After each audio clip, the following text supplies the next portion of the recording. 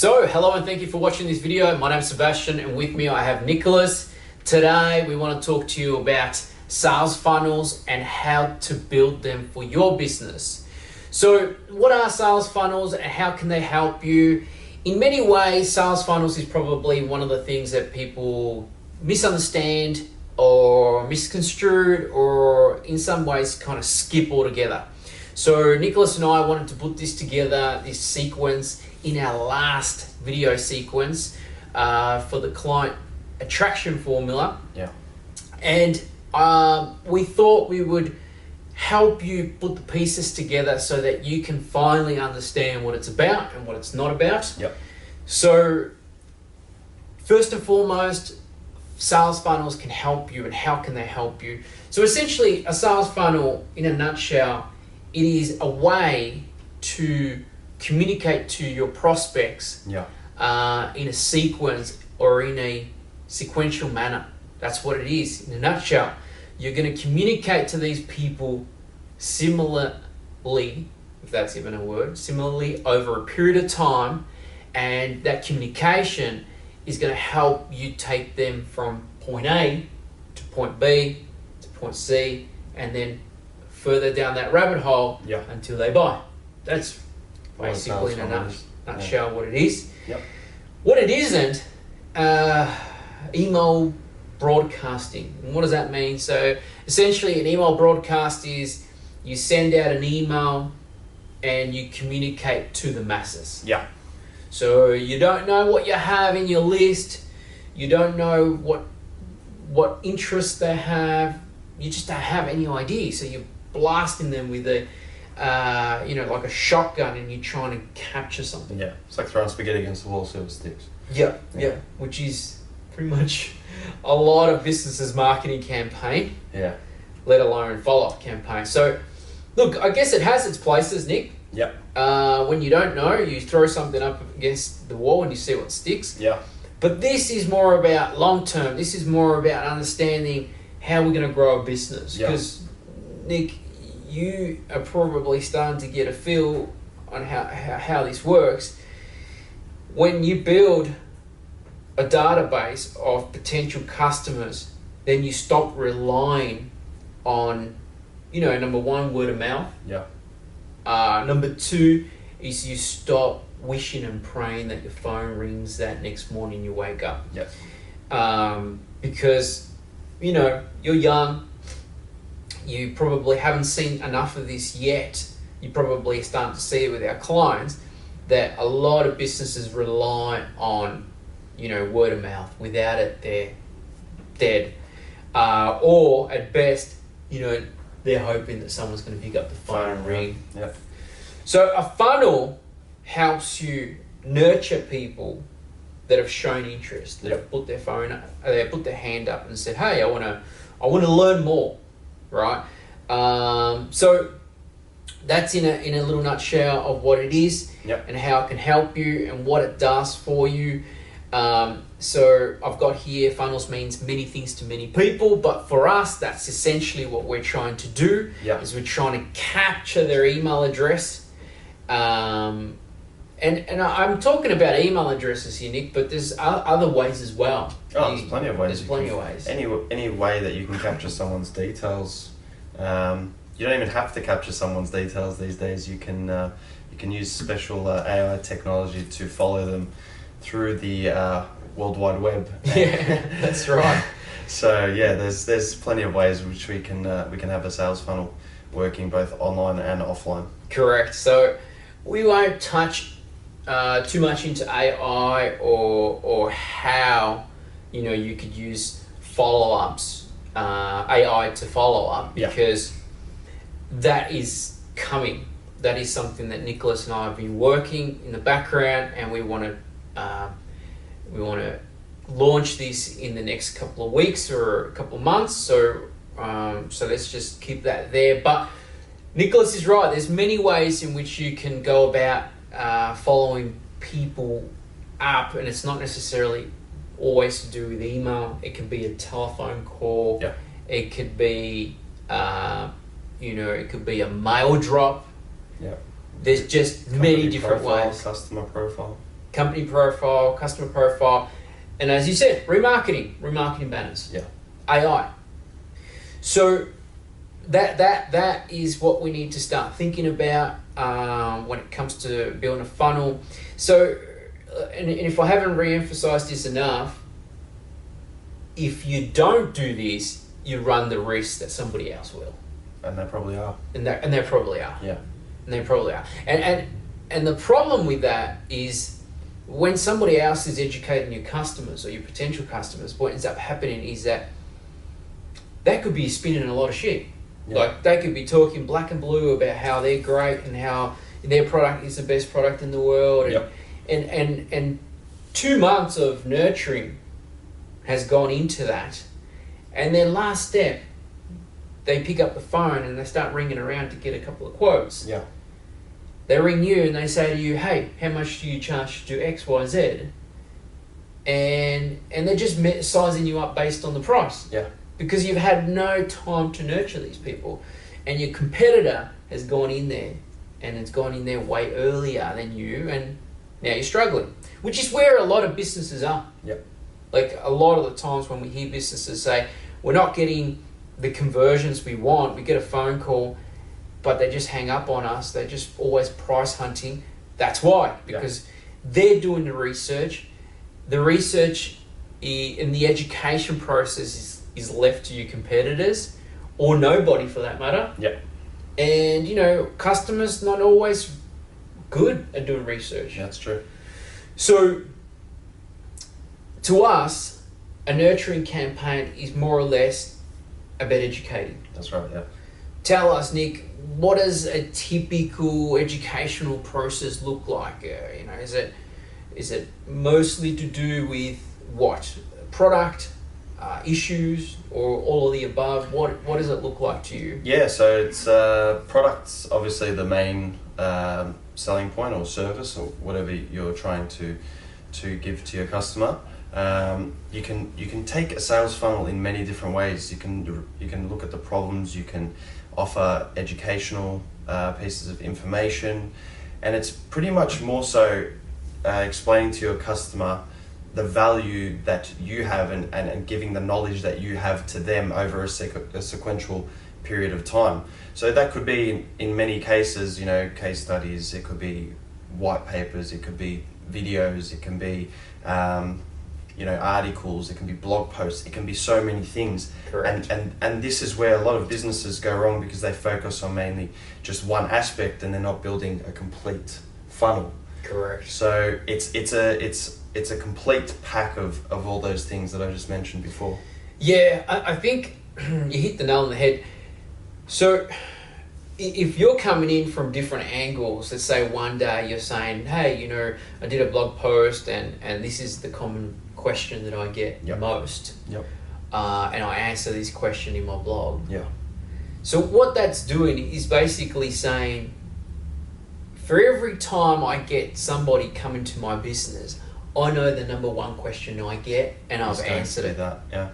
So what that does to a prospect, it says to them, this person knows my problem. That's right, yeah. They know it really well, and they know it so well that they've gone to the extent of trying to help us. That's right. And if you're going to talk to people in that sequential form, and you have a big funnel, you know, you've got all these different angles that you're trying to talk to them with, I'm sure that you'll be able to hit one aspect with a certain person, because the more ways you can speak to different types of people, the more success you're going to have in attracting more customers.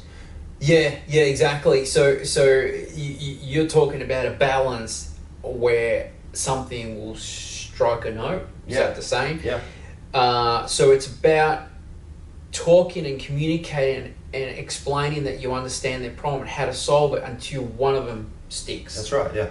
And that one thing is what tips the rest over. Exactly right. Gets people in a dialogue with the business owner. Because basically, you know, a lot of people's marketing is, it's like if I was to use this as an example, it's like meeting a girl at a nightclub or at a bar and walking straight up to her and saying, can we exchange phone numbers? Yeah. That's basically how people market today. Whereas the way Nicholas is telling us to do it through email follow-ups or, sales follow-ups, he's being more conservative about his approach. Yeah. He's then now going to a girl and maybe getting her attention by maybe having to notice something about her. And that's what you're doing with your blog post. You just say, hey, I noticed that you have this problem. Why don't you go into my blog post and have a look at it? Yeah. So it's less invasive. Less invasive, yeah. Less invasive. People don't like being sold to all the time in the 21st century. Correct. Is what we're noticing. Yeah, because, Nick, it's all in front of us now. It is. It's all in front of us. Back in the day, I remember, to buy a vacuum. Yeah. You had some dude come to your house and spend hours with you and just be selling a vacuum. Yeah. Whereas now you got the internet and you got a couple of videos that can show you how to do it and exactly. you make the buying decision on your own. Yeah. So we have all these tools, but at the same time, we can't break away from what works. Exactly. So this works, and now it's about streamlining this process and putting it on the web. Yeah. So that you're not having to think whilst you, like if let's just say if you're a painter or you lay concrete or you sell $20 million machines or equipment, the process is still the same. You still take in your prospects through a sequence of discovery questions that they then say, hey, I feel like I relate to what he's talking about. I need to pick up the phone and call this guy and go out for a coffee with him. Yeah. Which is essentially what people want, not people, but men want when they're trying to date a woman. They want to be less aggressive about it and try and get her to say yes. Yeah. Okay. So the biggest challenges whenever someone wants to build a funnel, we know that is that they don't know who they're talking to. Yeah. They don't know who their customer is. They don't know what problems they have. So what they do is they say, well, we need to talk to all these people. There's 5 people on this table. Let's just imagine there was 5 people here. We're going to talk to all of them. We're going to throw out an email that just is going to resonate with all of them. And usually that comes from above management. Then it goes to the marketing people, and the marketing people say, okay, well, I need to do this. No. What you need to do is stand back and say, I'm going to have different funnels for different target audiences. That's right, yeah. So why do we do that? Why do we laser, why do we beam like with a laser so focused? Well, being more focused essentially means that you're going to talk directly to that person. If they can establish that you know them, like we did just before, it's like with anything. If you have a common problem and someone solves it or talks about it, you can instantly establish a connection. So like you said, if you've got 5 people around the table, one person might respond to that email, whereas the other person might respond to that blog post with a question that you've asked. The other person might just want to see the video of the product in use. So that's why we need to segment and understand who our audience is in order so we can better communicate our message and then have them go down that sales funnel. Because if person A responds to the email, then next week he may respond to the blog post because he goes into that funnel. Correct. So it works by talking directly to them. Yeah, exactly. And also what it's doing, it's helping you understand that there isn't one size fits all. No. There isn't one campaign that's going to work. There isn't one ad that's going to work. So understanding that also puts you in the shoes of saying, who is my target audience, or which of my clients do I want to focus on? Because that's key. Yep. Sometimes you need to say, oh, we'll put them aside and I'll just focus on these guys. Yep. And sometimes that comes from where the leads are coming from. So let's say, for instance, your phones ring a lot and your girls answer the phone and they give them a quote and then they go, thank you for the quote, see you later. If that happens a lot, then you have an issue that people are just coming to you too late in the buying cycle. Yep. So then it's probably a good idea to inject a sales funnel in that, where your girl says, hey, thank you for your inquiry. I'm going to put you, I'm going to answer that question as best as I can, but first let me send you some information that's going to help us understand more of what you need. Yep. okay, they feel like, wow, this person's really trying to understand my problem. Yes. So you take them to a web page where it asks them, are you looking for product X, Y, Z? Okay, I'm looking for product Z. Okay, now, because they've chosen Z, Yeah. now you've got a sequence of emails and problems and solutions that relate Z. Yeah. Which is where the magic is. And for us, marketers, that means a couple of forms. Yeah. It's a simple little form. Yeah. It's a way to segment them. Yeah. So that can be done by a trigger. Tell us what a trigger is and how does a trigger then help us go from point A to point B. Yeah, so like you were saying before, they come in and they choose a product for a specific purpose. Mm-hmm. That could be a trigger. Identifying a problem they may have, that could be a trigger. Having a service they need for a need that they have, that is a trigger as well. Maybe they got a recommendation from a friend, that's a trigger. Anything that sort of, prompts a person into trying to educate themselves about your product, service, or wanting to buy is a trigger, and that's what we need to focus on. And like you just said, you can have that sort of segmentation at the start where you can then tailor your campaign to all those different types of triggers for that one product, and I guarantee you will be able to hit the nail on the head through one of those sales pitches. Yeah, correct. And one trigger that we rarely hear businesses talk about is the trigger of watching a video. Yes. So say, for instance, there's a trigger in this video. Yes. As we speak. I'll just let everybody know. Yeah.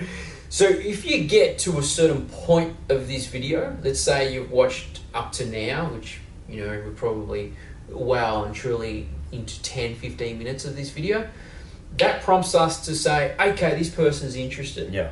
So if you've done that enough times, you're going to have Christina call you and say, would you like to set up a time to talk to Sebastian? Yeah. That's a trigger. You need to start thinking about what trigger can I have in my business so that it will prompt me to say, there's these 10 people that are interested in buying or interested in having a long conversation. We've got a client that we do work for, and they get so many inquiries. And the problem that they had is trying to filter them down to the people that are looking to buy. Yeah. So what we did is we broke the process down to you're just purchasing a consultation. That's right. For $250. You just purchase to be with a doctor, you have to purchase a consultation. There's a money back on the consultation if you don't qualify, but you have to pay. What that's done is that's triggered all of these people that are not interested to go away. Yeah.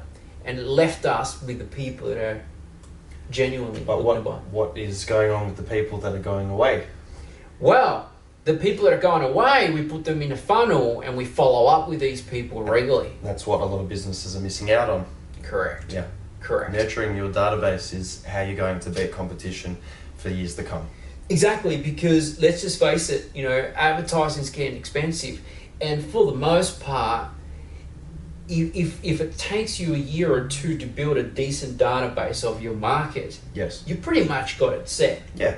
Then you just run advertisement to gather all new inquiries coming through. That's right. But your main focus, your main driver of a business is your lead, database. is your database. And to be honest, I've heard many businesses sell for more because they've got a database. That's right. Yeah. So and we've got to get out of that mentality that we're always relying on Google or Facebook or Instagram or all of these websites, and we have some control. Yes. Because you just never know. You could get banned. You could lose your account overnight. Your credit card could expire. Or you could be, up for fraud for any reason, and then you're trying to build more leads, but you can't. So Nicholas and I have made this really simple. Yeah. We've put together a client discovery exercise and an email follow-up template, which prompts you step by step how to build your own campaign. Yeah. The client discovery exercise helps you identify who your customer is. Yep. what problems they have, and then it goes into products, right? Mm-hmm. It goes into products so that people can understand what product am I trying to sell, how can I differentiate myself in the marketplace, because that's key. If you can't differentiate yourself, then you're just in a bloodbath with the rest of your competitors. So Nicholas has put together these templates to help you do it step by step, sequentially, so that you're able to say, this is my sales funnel for the next 12 months. Yeah. So tell us about timing when it comes to sales funnels. Is there a key, or is it, the longer the better? I think it's a bit of both, actually, because over time your sales funnel may change depending on your market and your product or your service. So the different triggers that people may have this year, they might find different next year, and then you'd obviously have to change the way you go about speaking to these people. And the longer the better too, because when you start sequentially breaking down your sales cycle and you break it down to a point where you can tell the next stage on which a person is at, and you can see, at what point you would like to engage with them on a more personal level, that is a filter system where you are allowed to allocate your time as best to try and wean out those who are still in that educational stage, and you can give your time to those who you feel are at a point where they may turn into a sale, or you can just nudge them over that line to get them to buy. Yeah, I love that. That's key. And one thing that I think we missed from all this as well is that with funnels, it helps you build that relationship with people. Yeah. Especially if you're going to do something like this where you're actually talking and you're trying to relate and you're trying to express. Yeah. People are going to feel like, well, these guys, I get them, or they get me, I'm into it. Yeah. And how you space that out over time, it's really a testing game. Now, if you sell a product that's worth $100,000, then you may need to space it out over time. The educational process might be extreme. You may need to come from different angles. You might need to show a lot of case studies, a lot of samples. Yeah. If you're selling a $100 Rode microphone, maybe a 6-week program might be enough. Yeah. And then you got another funnel to get people to consider another product. Yeah, cross-sell. So basically what I was saying was, we're getting ready to launch this new client attraction formula webinar, which we're going to go into a lot of detail about how to build your own campaign from start to finish. This will consist of 7 pillars, and we'll show you each of those 7 pillars and what it means to your marketing campaigns. But in the meantime, if you want to get in touch with us, feel free to do so. We'll have a link at the bottom, or you can choose to send us an email. Yeah. Unless you got anything else to add, we're happy to just leave it there. Or? I think so. I think sales funnel is definitely going to be the game changer, differentiator in years to come, with click costs going through the roof, and nurturing your database is going to be key to surviving. I agree. Yeah. Well said. Very well said. So until next time, thank you for watching and have a great day.